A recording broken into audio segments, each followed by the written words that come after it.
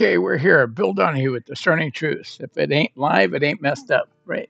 So I'm here Monday, Wednesday, and Friday, usually talking to you about Jesus. On Fridays, I kind of talk about things related to Christianity. Sometimes barely.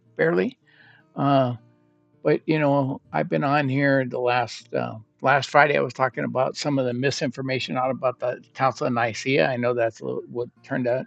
It's not a really exciting subject. And then this week, I'm going to talk about the Ethiopian Bible because my online stream is full of advertisements for this thing and videos claiming all kinds of stuff about it. So, I mean, this is one of the pictures I pulled off a website. It talks about 88 books. There's actually 81 books in the Ethiopian Bible. The 88, I don't know, 1,700 books. I don't know where those are books that are accessible through this seller. Buy their book, they're going to be access to more books. And 1,612 sacred texts, sacred to somebody, okay? But this is the kind of stuff that was filling my feed and driving me crazy because I it was so full of misinformation and stuff that I just thought, what's the regular layperson supposed to do? You're not here to look up this stuff, right? And it's not normal for you to have to look up this stuff. Why are we here? And then I got pictures like this, one with Mel Gibson, telling that they lied to us, and that all this stuff. He's got COVID mask, and he got you know other conspiracy theories about like the worshiping the gods, the little demons. You got the forbidden scriptures, and they are they forbidden? Are they hidden? What's going on? And then other claims that it's the oldest and most complete Bible in out there.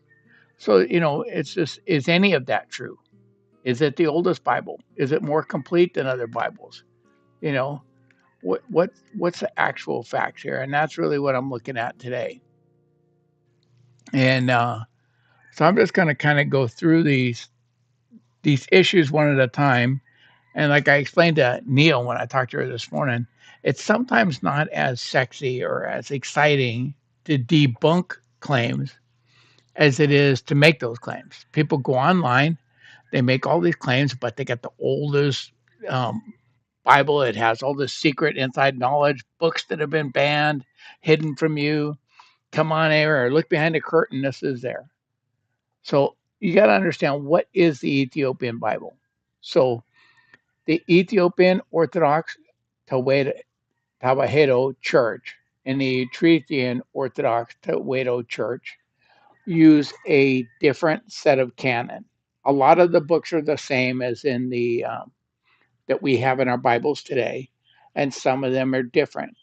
Now, because their language is called Ge'ez, okay, and because their Old Testament was translated from the Greek Septuagint, I've discussed on my streams before, the Septuagint got created and translated along with on individual scrolls, not in a single binding, that a bunch of scrolls together.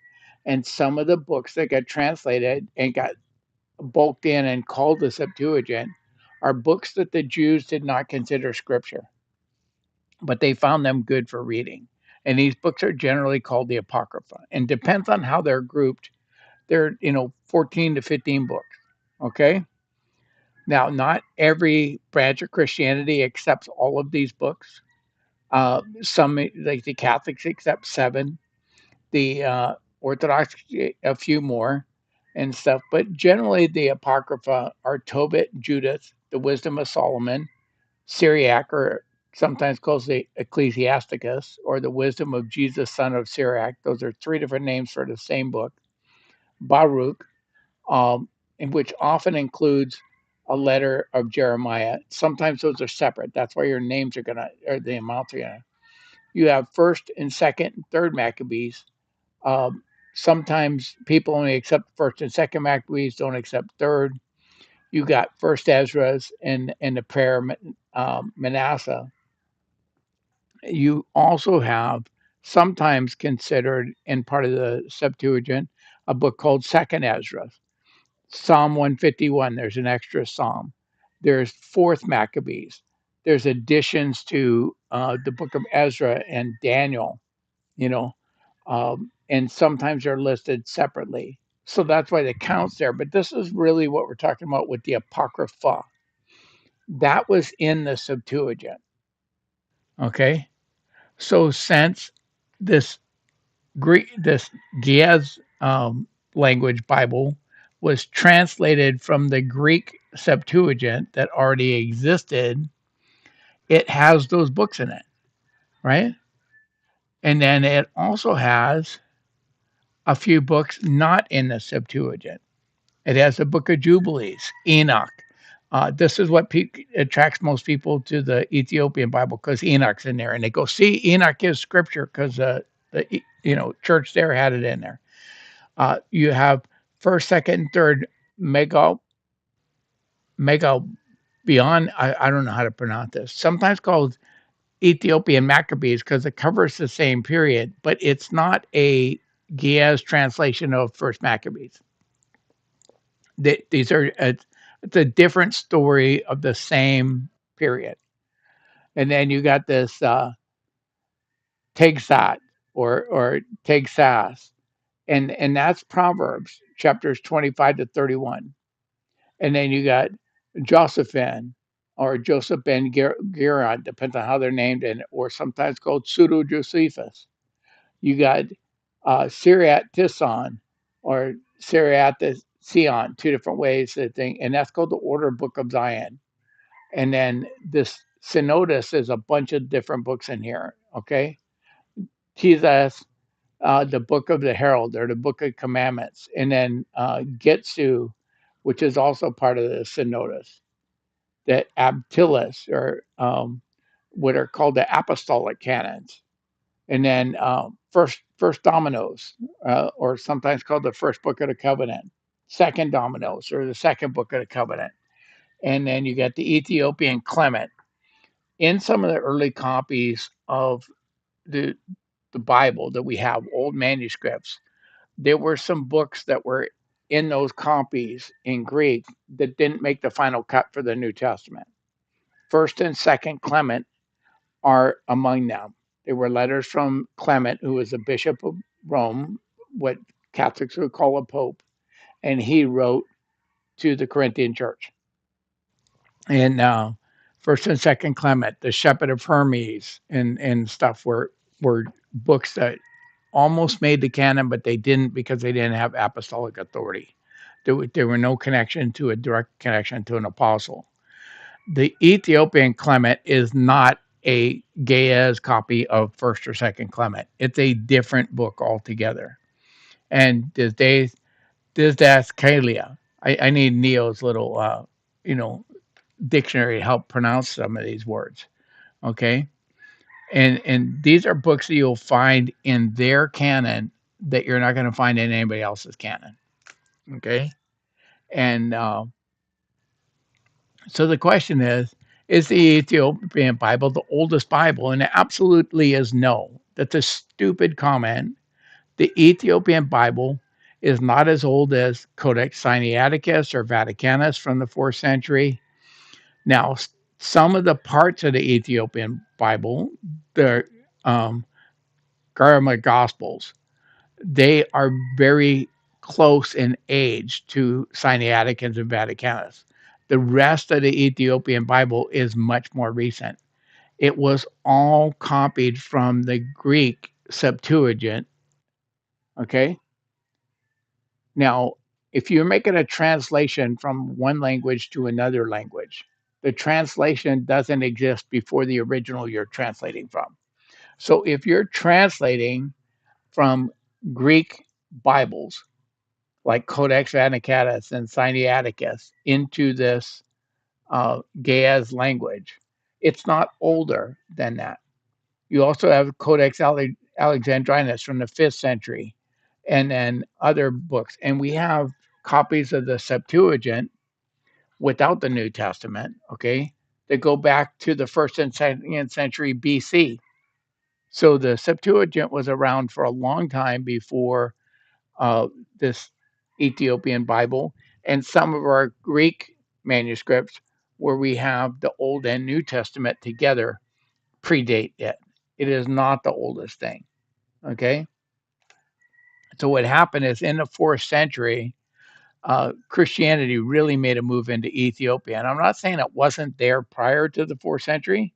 We have the Ethiopian eunuch and stuff in the Bible, so that's first century stuff. But I'm just saying, as a move in a major conversion in Ethiopia happened in the fourth century, and they wanted a copy of the Bible in their language, and they made this Giaz copy, and then it kept developing. You started out with the Gospels, right, which makes sense, right? But the full translation process spanned from the fourth to the seventh or eighth century. Some debate whether it was finished in the seventh century or if it didn't get finished till the eighth century. We have complete copies of the Bible in Greek many centuries before that. Okay. And then, so this is what I did. Now, their broader canon, those extra books we're talking about, it solidified gradually. It was influenced by early Jewish Christian traditions preserved in Ethiopia, where core texts were in use by the 6th or 7th century. The exact list of 81 books is not rigidly finalized in a single council but I don't know what the I is in a single council, but it emerged through church tradition and listings in medieval Ethiopic sources, so Ethiopian sources from the Middle Ages, the Synodus, and other compilations from the medieval period onward. And revisions occurred later. A notable update happened in 1630 under Emperor Johannes I, but the distinctive canon has been stable for about 1,000 years, over 1,000 years. The distinctive canon for the New Testament and the Bible that we have, which is slightly different from the Ethiopian, is, you're looking at uh, 1700 years, right? Almost pushing 2 millennial. So it's just that the claim that it's the oldest Bible just doesn't hold water, right? Now, what you're going to be a surprise is when people are selling you a Ethiopian Bible is there's currently no English translation of the Ethiopian Bible. And you go, well, but Bill, I just seen you put books online. You put the cover of one book. I could buy an English translation. No, you can buy what's being sold as the English translation. There have not been an official translation from Ge'ez back into English. What you have here is people trying to make money, and they go out and find a publicly available translation of the Bible, like the uh, World English Bible or something, and they put it in there. Now, so some of these that are claimed to be Ethiopian Bibles are not even following the Septuagint because they're using translations of Bibles that generally follow the Masoretic. And I've explained before, there are substantial differences in the Old Testament between the Masoretic text and the Septuagint.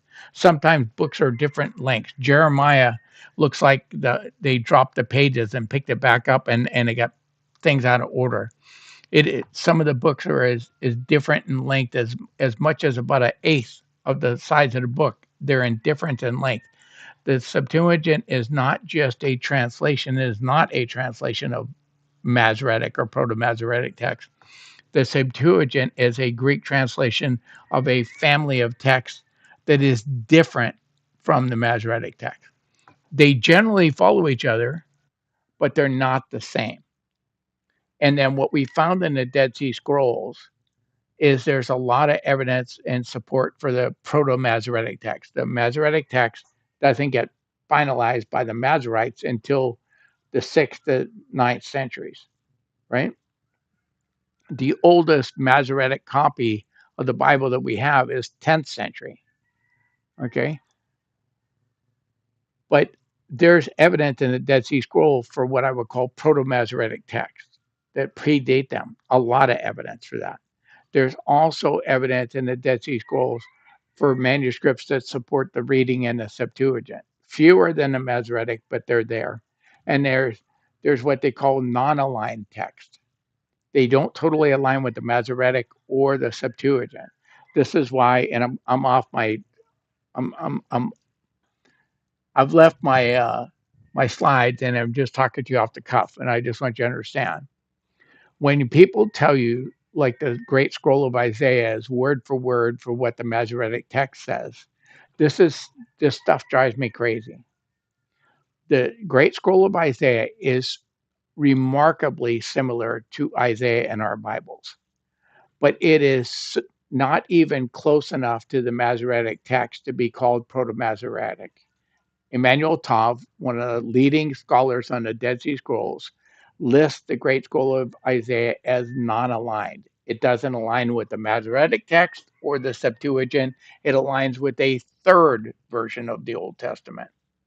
Okay? It's a non-aligned text. And so that's what I want you to understand. The if you had an actual what do you call it, copy of the a translation from Ge'ez back to English, it would line up with the Septuagint. And some of these Bibles that are Ethiopian Bibles that are online don't align with that because they took a, a readily available English copy, plugged it into their book, and are selling it to the unsuspecting company, right? So complete products saying like the complete Ethiopian Bible in English. There are composite assemblies from public domain English copies of individual books and the books that you would find in the Catholic, Protestant, or Orthodox text. And then they're not fresh systematic renderings of the Ge'ez and text in the entire canon. That's just not what they did. Nobody's done that. There's a group called the Ethiopian Orthodox Bible Project that's actually working on that kind of stuff, but it hasn't been done. So if someone tells you they have a copy that was translated from Gaz into English, I'm just telling you, they've been swindled by somebody online. Okay. And like I said, the Gaz version of the Old Testament, it's a daughter version of the Greek Septuagint. That's what it was translated from, right? And so the Gaz version of the New Testament is also a translation from Greek copies of the New Testament books, just like ours are Greek copies of the New Testament books. So the Gaz version in Ethiopia is not older than the Greek manuscripts that we have for our Bibles. Okay. And I mentioned the Ethiopian Orthodox Bible Project. They have released statements that explicitly notes that no approved authorized English translation of the full canon currently exists, and marketplace of complete or 81 book editions are not authentic complete editions from Ge'ez, and they are not recommended. These commercial volumes typically assemble public domain English text for the books that already exist in English, and they either omit, paraphrase, or inadequately represent others. That's the official organization in charge of the Ethiopian Bible says the Bibles you can buy online are crap. Okay? So, you want to spend your money, buy an Ethiopian Bible. The people that actually make Ethiopian Bible says what you can buy in English is not real. So now I'll give you an example of where the Septuagint differs. Okay. So I had an internet content guy that I watched online, and he actually had a translation that was following the Septuagint. And he went to Proverbs 16 and he compared it to the King James. And he showed you that verses were in the King James that aren't in the thing. And he suggested that the King James added these verses in Proverbs 16. And if you go and you read in a lot of your Bibles, you look at the verse numbering, it'll have 16:1, there'll be and it'll go 16:3 and 4. And 16:2 is not there because 16:2 is not there in the Septuagint. Okay? Now, if your Bible is translated from the Masoretic, it'll have 16:1, 2, 3, 4. It just goes in a regular order. But he was trying to make a big deal like that 16:2 is not there, and coming up with this conspiracy theory about that. Oh, they changed the Bible, right? And so the King James generally follows what's called the received texts, which are based off the Masoretic and Byzantine manuscripts. And so it follows in Proverbs 16. It's going to have that, and it's going to have verses not present in the Septuagint. This is not some conspiracy. It's a fact that I told you there's significant change differences between the Septuagint and the Masoretic text. Sometimes in the books are in different length, different order. There's substantial differences, and but those differences don't amount to theological differences, right? So this organization, um, you know, the Ethiopian Orthodox, um, what Tewahedo Canyon, the EOTC, their official abbreviation for their Bible, right? Includes other books that are familiar to some people in the West. First in Enoch and Jubilees, and because they think 1 through 3 Magwan is first, second, third Maccabees, and they don't know it's a different version of the same story, or fourth Barak with the letter from Jeremiah. Those are things you can find, and the broader canon adds works such as the portions of this synodos, including, and I gave you the names of them that I won't mispronounce against, and the books of the covenant, and that. So you can go on if you want to find those books. They're scholarly or accessible English translation from Gaz or closely related traditions. They exist for First Enoch, right? R.H. Charles and G.H. Snowd and M.A. Kibb did one. For Jubilees, you got Charles Vander Cam, and then in Fourth Baruch, you got a Charlesworth, and Old Testament pseudepigrapha has it. So some of the books in the Ethiopian Bible have been translated from Ge'ez back into English. They're used by scholars. They're not available for sale on these guys on your YouTube channel or Instagram that are peddling that. First, second, third, and Megwan have English versions, right? Uh, with this guy, Brigade Salisi, he made it available for free, and you can get it. And then D.P. Curtin, who used a later from an Amharic text for first and second Megwan. So it's not exactly from Ge'ez, but they got it. And these are not uniformly critical scholarly editions uh, directly from the manuscripts. But those books you can actually get in English without, and you're getting a close proximity from what's here. But if someone's telling you they're selling you a these books, I'm just telling you they're lying to you. So on their narrower canon, right? Oh, did I do this? I'm on the wrong slide.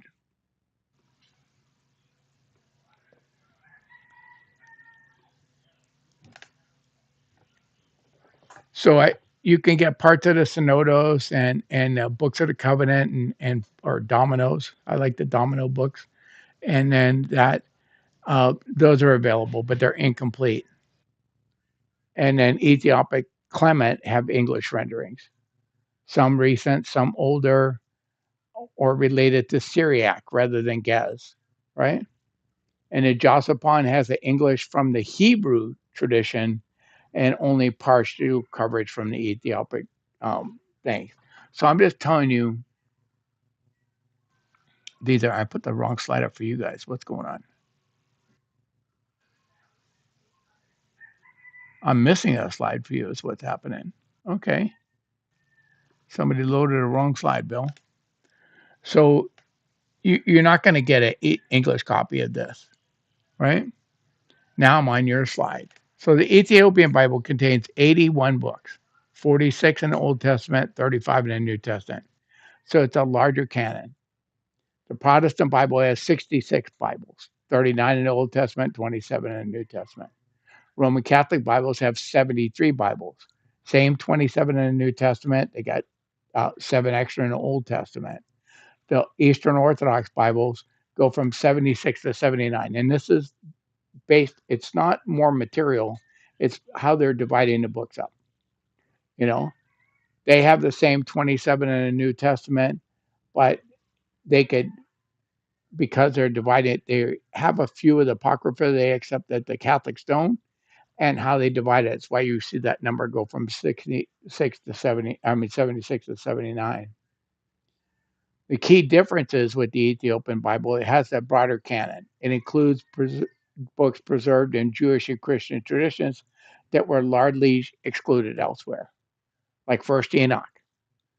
First Enoch was widely read. It's clear Peter was familiar with it, right? And Jude in the New Testament. Jubilees, Second Temple material. Both Enoch and Jubilees are Second Temple material. Seem to be widely read and well known in the first century church. First, second, third Maccabean um, are distinct from Maccabees. I don't see them existing outside of Ethiopia. And other editions like Fourth Baruch and Ezra uh, Sufhiel, sometimes related to Fourth Ezra. It's not an exact translation of Fourth Ezra. Those seem to be unique to the Ethiopian Bible. And it also includes the Apocrypha, the books that sometimes the Catholics call them deuterocanonical or second canon. The Eastern Orthodox don't refer them to that way. They are Apocrypha, what are called hidden books. And they accept, Tobit, Judith, Wisdom. Oh, Judith should have been highlighted because it's part of the Apocrypha. Now, I tried to do this with colors.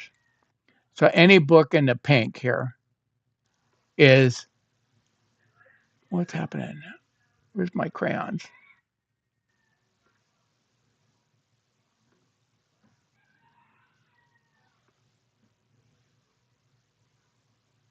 I'll have to do this later because I've lost my crayons, my highlighters. But Tobit, Judith, Wisdom, Sirach, Barak, they all, in First and Second Maccabees, those are all, they should be all the same color. Those are all part of the Apocrypha, right? And then, okay, I got my colors back up, and they'll all be the same. In addition to Daniel and Esther, and that'll be the same in a Catholic Bible, Greek Orthodox Bible, or Ethiopian Bible. But the Ethiopian Bible has books that are only in their Bible, like the Apostolic Canons. Now, Clement, and I tried to highlight this, that Clement is a New Testament book that's not part of the canon, but the Clement in the Ethiopian book is different than First Clement, like with the Apostolic Canons and the Shepherd of Hermes and stuff. Those are sometimes found in earlier Greek manuscripts, but their version is different. So, sorry. Now, the books are sometimes grouped differently in Protestant Bibles and Catholic Bibles or Eastern Orthodox, and that's why I was saying that. That's why you're going to get a different numbers. Like sometimes you're going to see Lamentations, Baruch, and the letter of Jeremiah, and Fourth Baruch and Papionis of Jeremiah. The New Testament includes the standard 27 books, no matter who you look at. Orthodox, Ethiopian, Catholic, we got the same 27 Bibles. It's an Old Testament that gets a little different. But what happens is the Ethiopian church has additional books in their New Testament as well. But their Old Testament is here. So in tan, I have all the books that are part of our Bible, 66 Bibles in your thing. In the pink, I did things that are part of the Apocrypha, accepted by the Catholics and Orthodox. And then in orange, I tried to do the books that are only in the Ethiopian Bible: Jubilees, Enoch, Ezra, Senatil, Messel.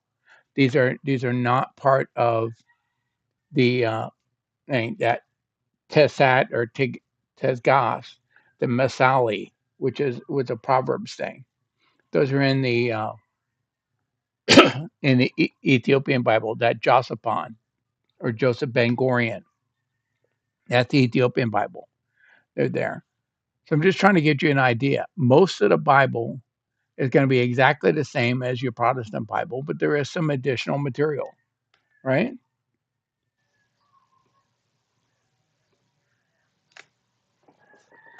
So they also have a bunch of books about church order, the structure of the church and how to order the church.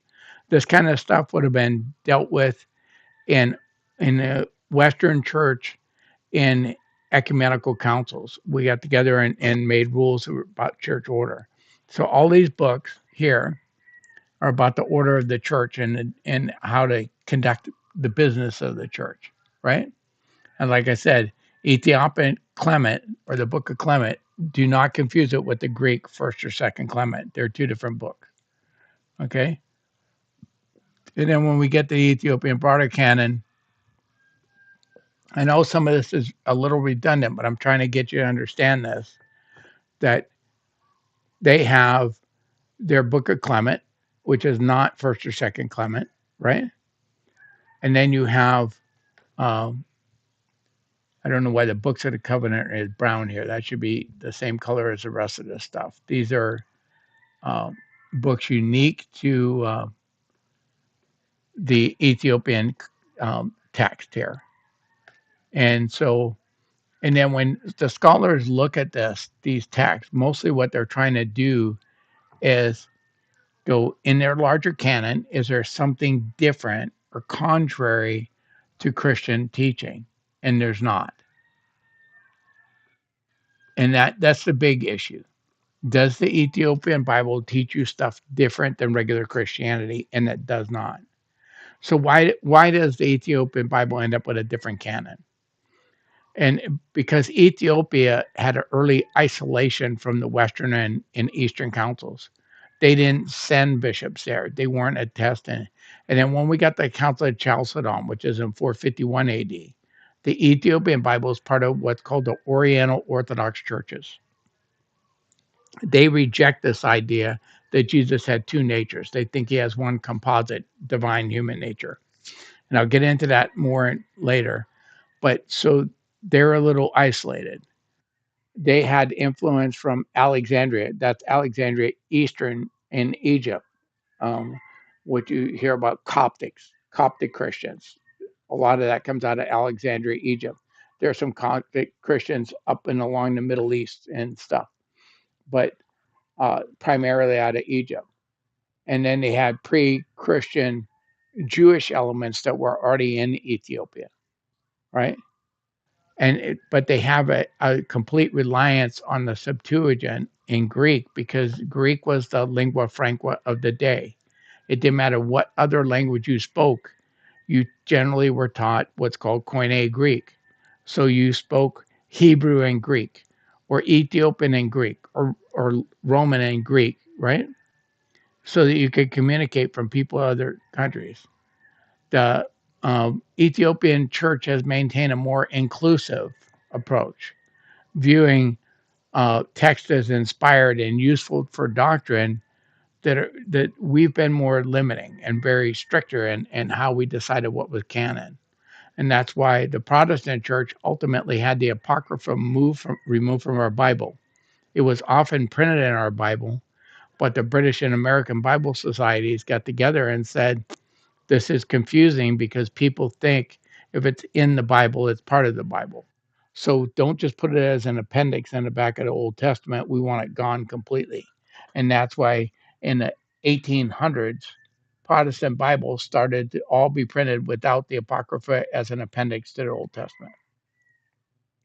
And then, so in summary, the Ethiopian Bible reflects one of several old continuous Christian traditions, but it preserved a wider array of ancient writings due to historical and geographical and theological factors unique to the Horn of Africa. So that's how it ended up remaining different. But what's in the Old Testament and New Testament, and the books shared with the rest of Christianity, they're identical. They're just a Ge'ez language translation of the books you've read. So,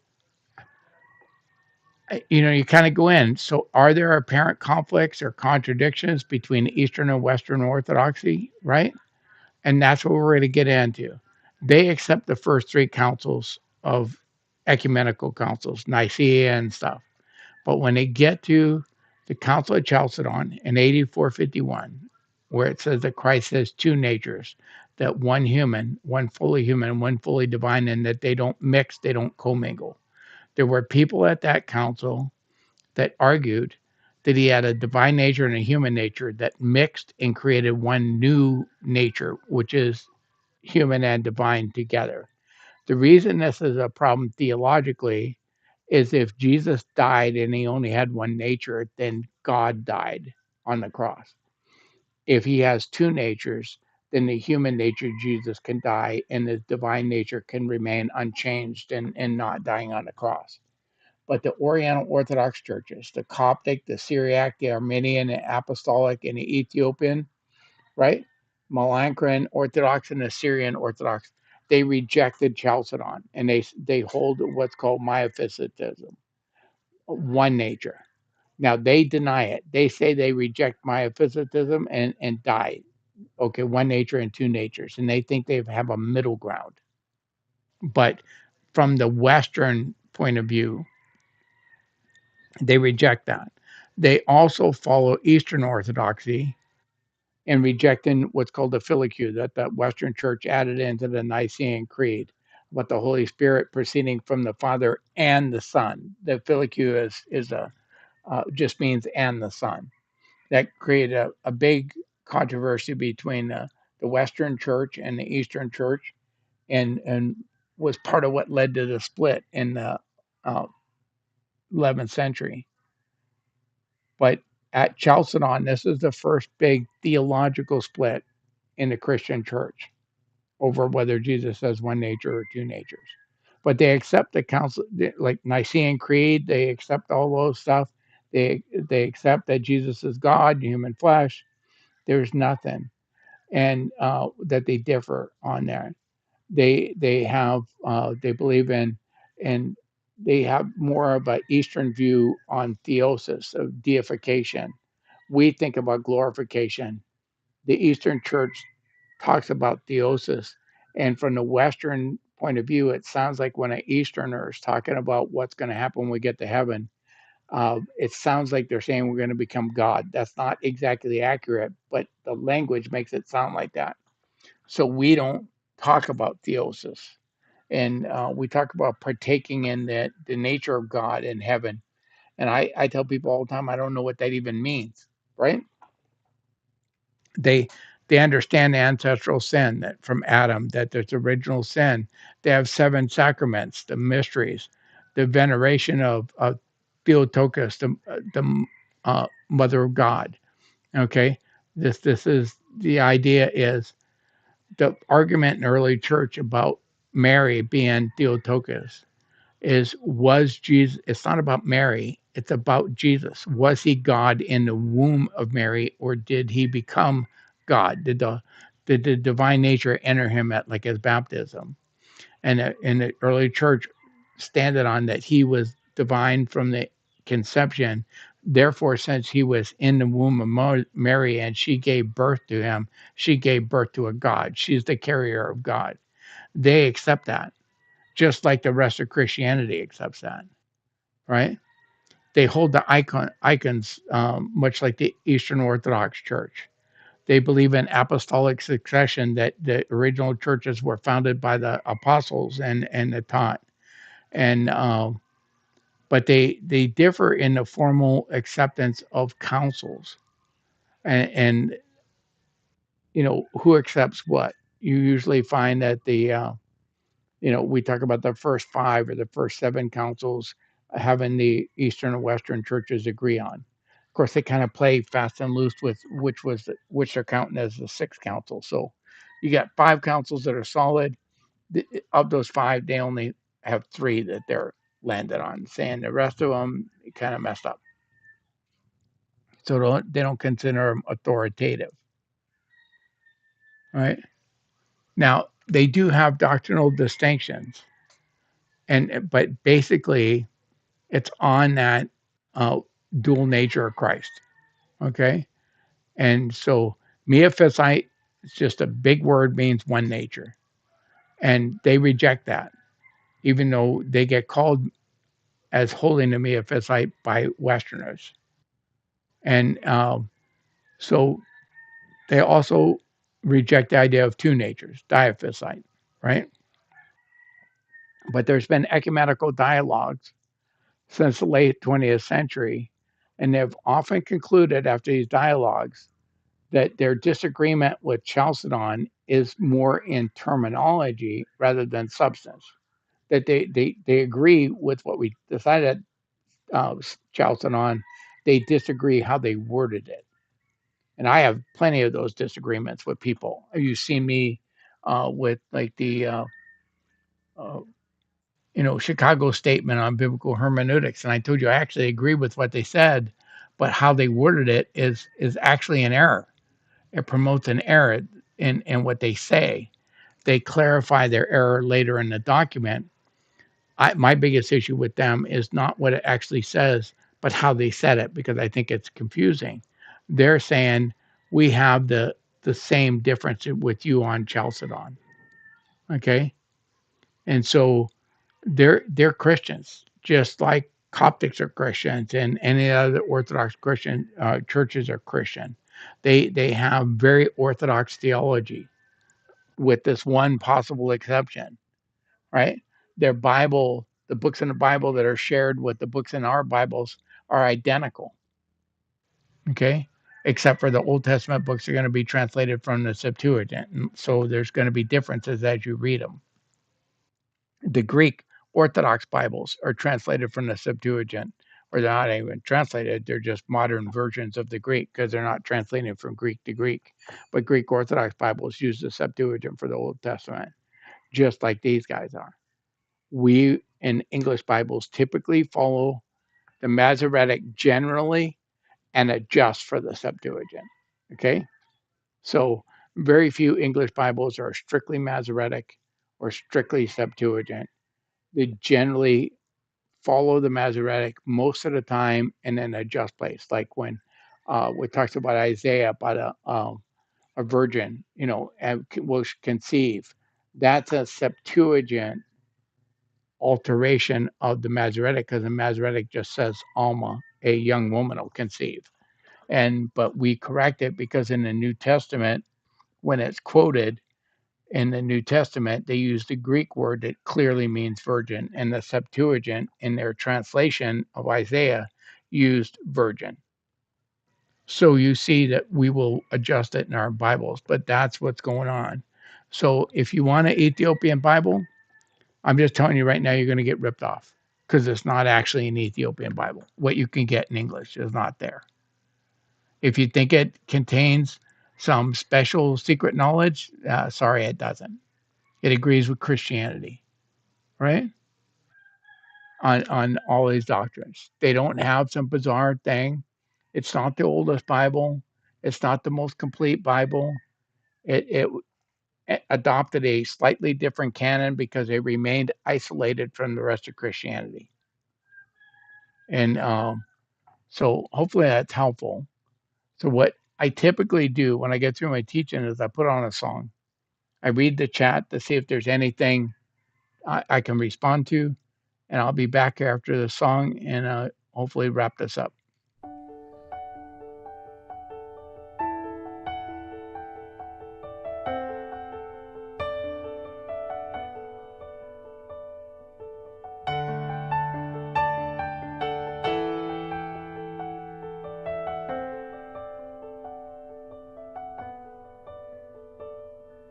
Behold, bless ye the Lord, all ye servants of the Lord Most High,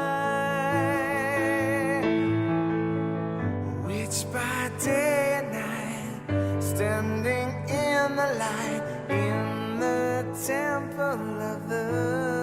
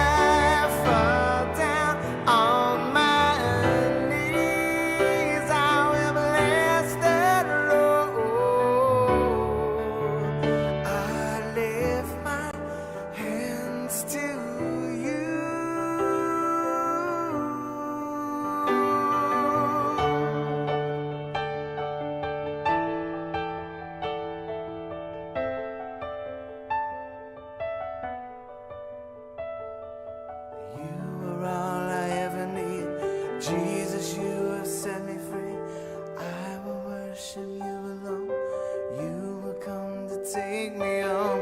You were all I ever need. Jesus, you set me free. I will worship you alone. You will come to take me home. You were all I ever need. Jesus, you set me free. I will worship you alone. You will come to take me home. I fall down on my knees. I will bless the Lord. I lift my hands to you.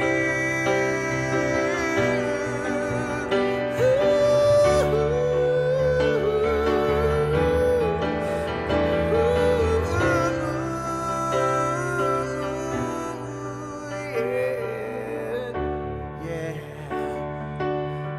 Thank you, Jesus. Thank you, Lord. Thank you, Lord. Thank you, Lord. Fall down on my knees. I will bless the Lord.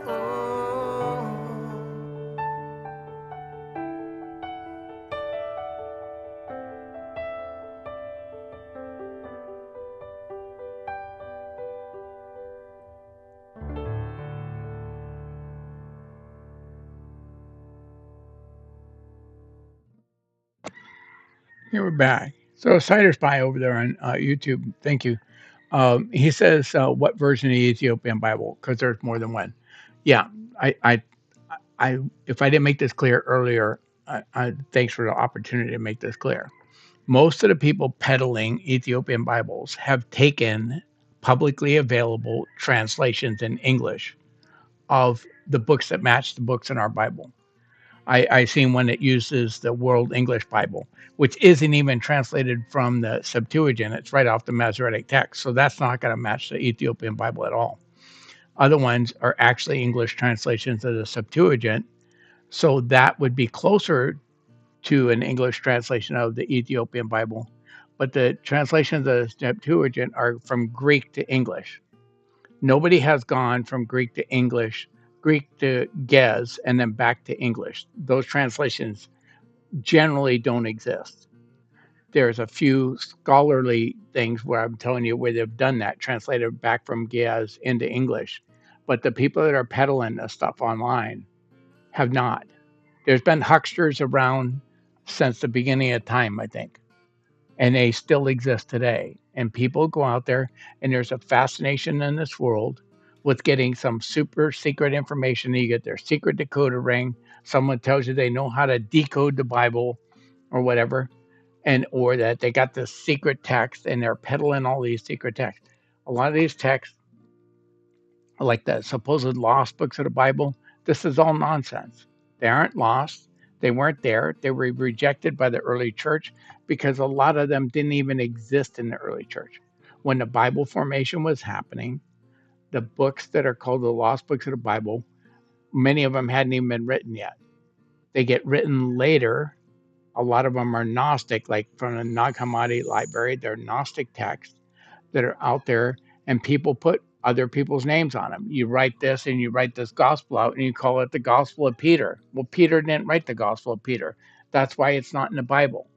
It's not that it's lost. They were forgeries. They were known forgeries then. They're known forgeries now, right?